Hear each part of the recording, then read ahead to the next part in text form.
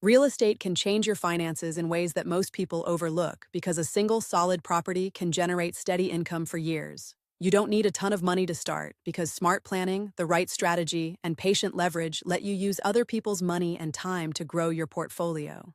In this video, I'll lay out a simple, practical plan you can use this week to invest in property that won't overwhelm you or require years of study. No fluff, just steps you can actually follow, test, and apply in real life, even if you're busy with a full-time job.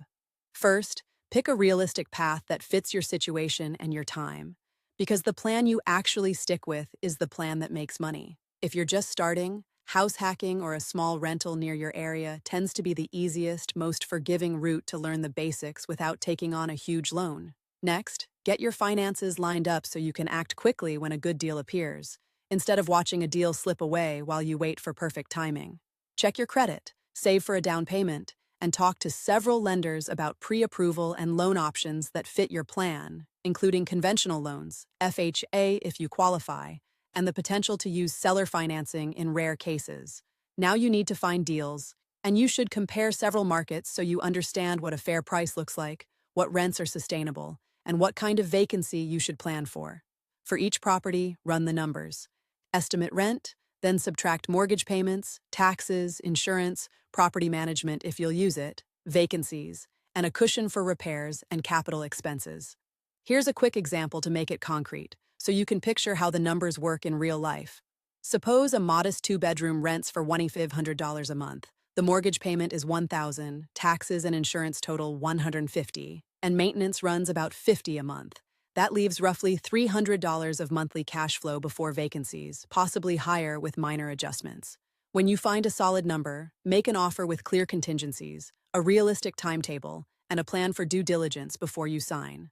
Negotiate, include an inspection contingency, and be ready to walk away if the deal doesn't meet your minimum profitability or if the seller won't adjust for repairs. Decide whether you will manage the property yourself or hire a trusted manager to handle tenants, repairs, and rent collection, because your choice affects time, stress, and long-term growth.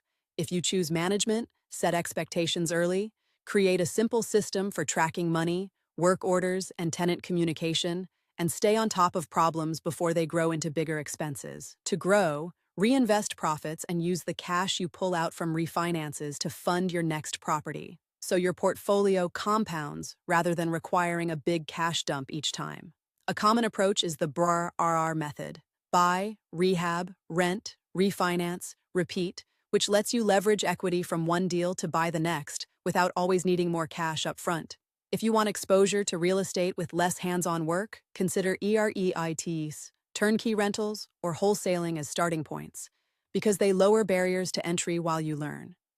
These paths can diversify your portfolio or help you learn the process before you buy physical properties, and they can be completed alongside a primary occupational or family schedule. Real estate is not a get-rich-quick plan. It takes time, patience, and ongoing learning, so a slow, steady pace often beats hype and quick luck. There are risks like vacancies, big repairs, interest rate changes, and financing problems, so start small, test your plan, and keep a safety margin in your budget. Take action this week by choosing one small, doable goal, like looking at 2 properties or talking to a lender. Small, consistent steps beat big dreams that stay dreams.